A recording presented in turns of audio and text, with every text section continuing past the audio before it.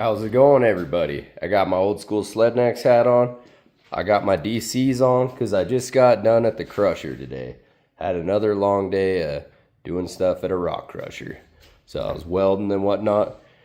Anyways, now that we're back home, I'm on my rotation off from the mine. So we're gonna strip out that 200X the rest of the way. I already sold a bunch of stuff off of it. That was a great bike to part out. Lots of good stuff. Helps a lot of people out with their builds. So we're going to take that, put it under the KX 500. We're going to take the front end off and see what the DT clamps look like. I just got the welding plug hooked up. I think I talked about that in another video. Just got a plasma cutter, came in the mail. I tried the same one at work, the S welder, super cheap. It works amazing. So we're going to get that lined out. We got the old Miller Matic that I bought when I opened DT Motorsports service shop. That's ready to go. We got the Honda all buttoned up. I got all the bikes buttoned up. I'm going to make an appearance at Trike Fest West. I don't really like doing events anymore. Those tires are a little smaller, but I found them used and I put them on my old school DWT beadlocks. So we're going to put those onto the Honda to keep the same stance that it has along with the MTR tire. So yeah, got some stuff going on. Let's get rolling. Okay, so I was a little impatient. I just tossed that guy on the ground. I just want you to know I've brought more three-wheelers into the world than I've parted out. So for every one I part out, I have to build some more. Also, it helps other people build them. So that's why I part three-wheelers out. Oh, look at that. So I got to fix all that back stuff. Then that thing will be dialed in. I got like the parts and stuff we need. Good news is drain plug repair hasn't leaked a drop. So I'm going to have that video posted before I do this one. A little behind on editing and posting, but I like to get stuff done in here versus the videos. So that's a tall bike. We're all maxed out. It's still touching. I'm going to put some straps, safety straps on it, and we'll tear this front end off. All right, we got plasma cutter chilling. It's going to be crucial when we're doing some swing arm repairs. That thing's going to be a game changer. I whittled all that by hand on that one. It took a long time. Anyways, I wanted to show you. So if you look at the offsets of the stem and the fork holes, so you can see how we're pretty close to an original ATC. It's all about the offsets and the geometry. So the 200X adds rake to the forks. See the steep neck? So that's why the stem is so far forward in the clamp. So when you take, rake away, you go the other direction. And then the bottom one is a different offset than the top one. I'm not going to give out too much information on that because, there's some other company, three-letter words that can't seem to figure it out. But when you get the math right and the handlebars do all the steering like that, then it works like butter. So there is a magic trick to it, so to speak. I never get tired of brand new FMF pipes. A lot of people dog on them, but my dyno results were pretty decent on my yellow trike. I got some fly handlebars. All right. Just wanted to show you guys little goodies before we get started. So it's been a long time since I worked on a 90s KX 500, but I knew in advance just to get the 06 KX forks that fit my clamps, because even just looking at this, like, this axle setup's nuts. But it's kind of cool because that's an adapter piece like I make. So maybe there's a factory Kawasaki part potentially that you could use on like conversions. I'll know more when I get it apart, but yeah, see that in there? Pretty neat stuff. So we're going to pull this front end apart. So a similar adapter made out of steel, but that axle diameter is going to be bigger. But Kind of like this design. Pretty neat stuff. Lots changed since 94. All right, we got Shane here taking the forks off. So it's pretty interesting. I just measured these. It's 52 upper, 57 lower, 25 millimeter lugs on these old KYBs. So pretty interesting. The steering stop is going to work fabulous. It is same style as our clamps, everything. So clamps over there. We're going to get the rest of this taken off. I'm really hoping that the stem is the same size. It's looking promising. Boy, what a neck that is. Look at that, made in Japan. Good green shit. All right, here we go. Shane, go ahead and take a bolt out of there. Oh, careful.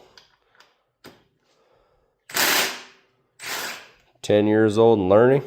That one's good. Go ahead and, that's bent, so I'll get that out of your way.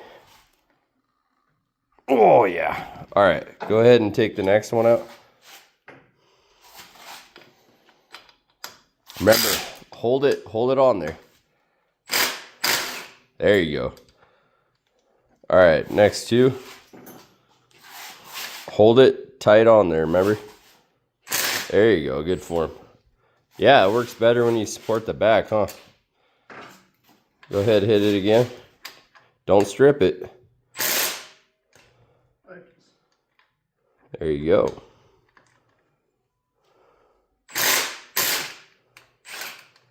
Nice, buddy. All right, we'll take the top off. Stay tuned. We'll see what's next. So this is pretty crazy. Kawasaki has not changed much on their fork lugs. Like, wow. Like, if you look at this 94 next to this 06, it looks pretty similar. I mean, definite changes internally, but like this caliper mount, it's pretty neat. So I got this 06 YZ brake line here because the old KX wraps back up around. We're going to go to the new style brakes. So we're going to replace the brake line. Another good reason we got forks, this one's grenaded. Listen.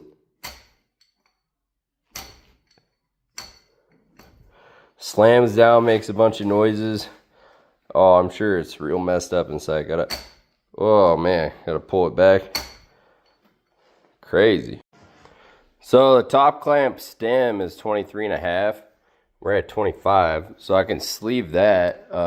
Let's hope that the bottom is the right size to press in, because then we'll be golden. So I did a little measuring, and it's like 30 millimeters, so it should go good. We'll just sleeve the top, be able to install the clamps. I'm really stoked about this. It's got a lot of pressure right now, so I'm gonna heat this up, alleviate some of the pressness, and then we'll put the bottom clamp on. You guys see my video about pressing clamps. Yeah, so the tolerance on that BVC is definitely way too tight, because like all of them have that clip. So if you watched our other video, that one don't have a clip. Well, let's keep rolling. So we're definitely in. So we're gonna press that stem in there, and then we'll make a sleeve for the top. Then we're gonna start putting it together. Got it pressed in. This old race I've been using to push the bearings on finally gave way. It's pushed, I don't know, 20 bearings on, so kind of sucks, but we'll just toss that guy, get a new one. That's on. We'll put it on after dinner. We'll build a sleeve, and then we'll be able to put the front end together. It's getting exciting. So, let me wipe that off. So we just keep lucking out big time, because like steering stop, it's 23.6. We got full steering radius here. It hits the stops. It's at the top, but it works. We're gonna miss all that. This side we'll just have to cut this off, just like the other KXs. But like, it's gonna work perfectly. All I gotta do is make a sleeve. Put 06 forks on. This is gonna be sick. We actually got Tori out in the shop today. Got this shim that we just built. gonna go on here. So we're gonna put it in the top clamp and install that. That was a tight fit with the sleeve, but it went well, so now that's tight. We'll have to put the forks in. This side will have a little bit of interference with that big cap. This side's golden though. Anyways, we'll put the forks in next, see what this thing's gonna look like. So it's pretty cool. We got the first fork on, got it all cleaned up, and it hits the stop right when it's gonna touch the radiator. So we got a good steering radius on this. We're gonna get the other fork cleaned up and put that on. We got our nice fast metric spec bolt kit here. So we're gonna use all brand new hardware. We're running the 06 KX 450 forks because we don't want the air ones. I showed you earlier the 500 forks are very rough, and on our other video, the air forks off the 18 were very rough. So these 06 forks work excellent for this application. Okay, so we put the big temp cap off of the 500 onto the 450 because it clears on this one. It was not clearing on there, so we put the stock cap on here, and now when it hits, it's barely touching. These radiators have already seen better days, but we're gonna run what we got here. Anyways, this is looking pretty good. Yeah, I'm real happy with that. That looks really good. So, you know, next up, I got the number plate coming in the mail. It's not here yet. We got a hub, bar clamps, bars, all that stuff that we can start putting on here. I'm gonna have to mount up this front wheel and tire. We don't know what the rear axle is gonna be yet. Still got some R&D to do there. But yeah, we're looking good so far. Okay, so we got our 23-710 hole shot mounted up. Next, we're gonna put the front end together. All right, so this is looking good. Oh yeah, that clean DT look. Should look like factory every time. All right, that's looking fresh. It's a little smoky in here from my charcoal, grilling up some nice steaks. Big old ribeyes. Yeah, I'm liking the look of this. Look at that profile. That rake, everything. This is gonna turn out killer. Okay, so I'm shooting all my videos in this, you know, like story mode format. No, it's not the best, but it's just kind of what we're doing. We got the bars on. We'll get new purple grips because I like the purple when we switch it to a thumb throttle. We got the Bones bar risers, the Fly Racing bars. We're gonna install the front brakes, the front fender, and the fork guards. So we'll do that, and then we'll take the back part off and see what we got to do there.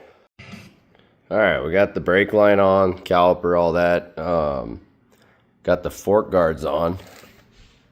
They're down there. So now I got this marked out. We're gonna drill a hole in this fender so we can install the front fender. All right, we're looking pretty sharp. Front end is complete. We're gonna bleed the brakes, and we're gonna tear the back apart. It's gonna be a sharp three-wheeler. Okay, so we got a little bit of a scuffle out at the dunes. I rolled it kind of hard. Nothing else is damaged. The screws pulled through these holes, so I put that back on. I know it doesn't have to do with our 500 build, but you know, it's some more trike stuff. So CRF is an animal. There's the old YZ KX, the part outs. Oh yeah.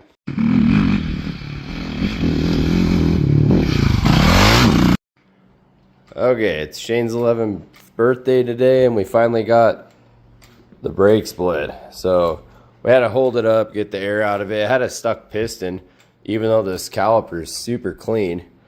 We got that all fixed up, and we're gonna put new front brake pads on that. We put the brakes on, but we need to put new pads in it. We have them over there, and we're gonna put the new kickstand on that as well.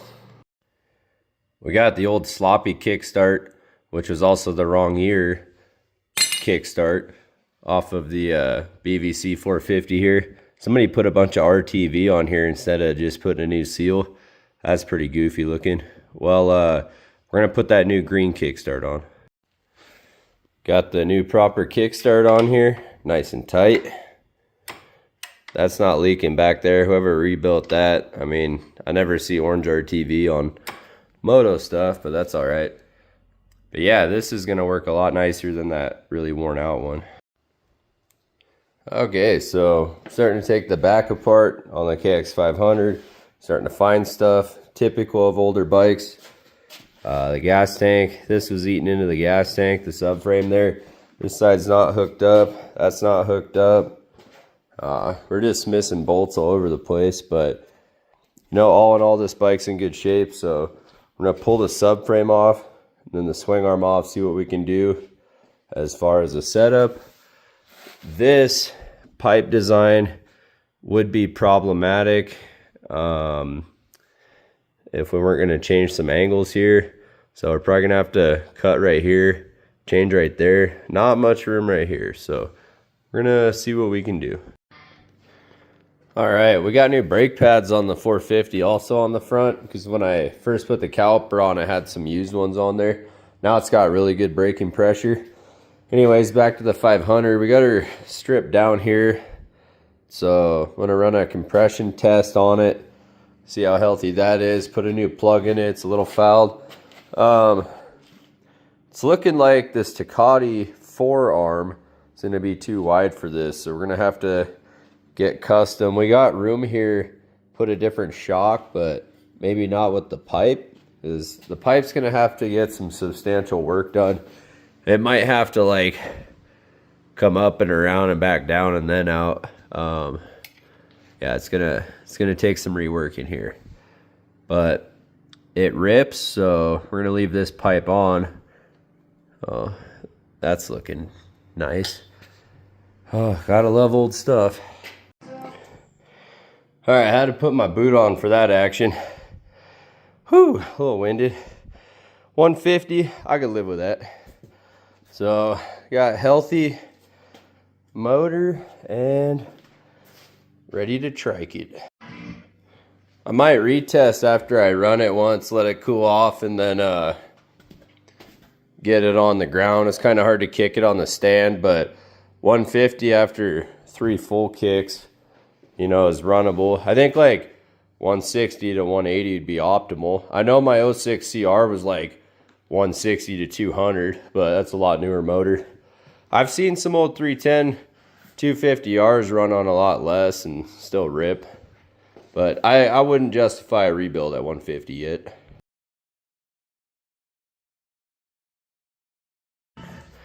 Okay, so I checked the old KX 500 manual, and apparently it's 105 to 165 on this, not the newer standards of like 160 to 200. So that being said, you don't need race gas with a KX 500, which is cool. Also, this motor is really healthy, so I'm happy about that. It's been a while since I worked on one of these, so always remember to check the service manual. Well, we'll definitely be putting a different brake line on here. Still got to figure out what I'm gonna do on the rear end here. I might get this shock rebuilt, or I might swap out, update the whole rear end to a newer style. Got to see what we can do here.